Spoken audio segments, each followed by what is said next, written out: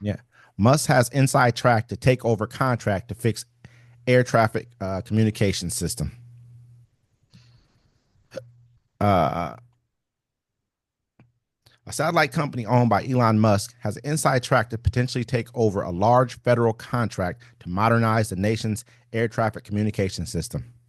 Equipment from Musk's Starlink has been installed in Federal Aviation Administration facilities as a prelude to take over a $2 billion contract held by Verizon, according to government employees, contractors, and people familiar with the work.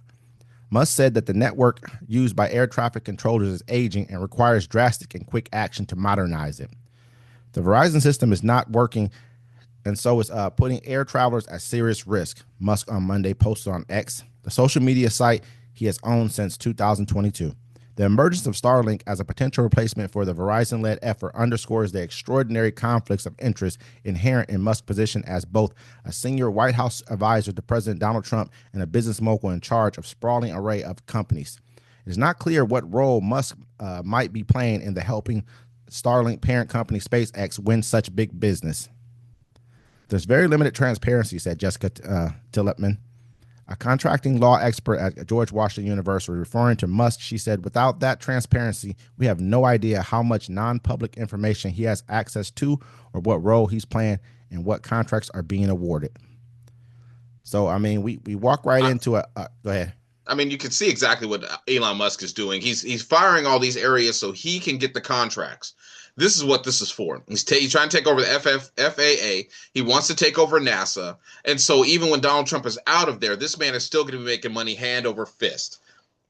You let an illegal immigrant came to America and took y'all jobs. And took over the country pretty much. I mean, Yeah. imagine he's going to have NASA. He's going to have the FAA.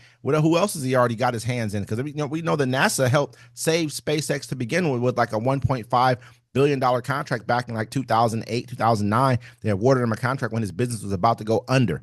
At that point in time, he was almost crying on an interview he had. He was almost crying in the interview. The guy's like, this is very personal and emotional for you, because he understood that this is what saved his company. This is not to say, I mean, I'm not against anyone who is an entrepreneur. I understand how hard that is too. And I understand that the failures and the success that you do have. However, not when you're doing it this way. Not when you're looking at, I mean, you're preying upon the American people and they let you. At the end of the day, a lot of us let him do this. We voted for this. And so I can't even be mad at him for doing what he is doing. Yeah. Because it was easy pickings. I mean, it seems like Elon Musk and Trump are kind of like the same people. They're not really good business people. They just make it seem like that. Like SpaceX wasn't his originally. He just bought it. Tesla wasn't what I'm saying? His originally either. Tesla wasn't his either. He bought it. You know what I'm saying? X wasn't his. It was a thriving platform. And he joked about buying it, then he signed something, so he had to buy it. And what he did with it is he ruined it. You know what I'm saying? He destroyed it. Like you know what? These people need to watch. At the end of the day, I say this and I'm going to say it again. America has never done right by the African Americans that helped save it and create this great, beautiful democracy we have today. And so if it has to burn down for us to start something new, well, I guess that's what's going to have to happen, because that's what's happening now. Our old country is gone.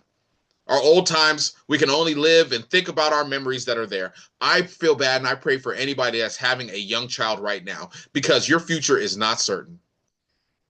At all. I mean, when we're looking at what's happening here, we have to look at him. He's basically walked into the White House and he's put himself in charge of every department. He spoke today, and they had at a cabinet meeting that they had today. And he was actually one of the people who was leading the speaking for the entire room. And this is crazy. Imagine speaking to all the different cabinet members in Trump's cabinet. This is for all these places that they're talking about are making cuts. All their cabinet heads were there. In that room. And so he's basically letting them know, hey, I'm the person you need to be listening to. So next time I send out an email to y'all talking about you guys better go ahead and tell me what you guys did last week on your job, you better make sure your employees are doing it. This is how much power I got. The GOP has told, the other Republicans, senator and all them, they told them to stop taking calls from your constituents. Stop listening to them, because they don't need them anymore. They got what they want. They got their votes. They got in there. If they don't need them no more. Now you got to suffer.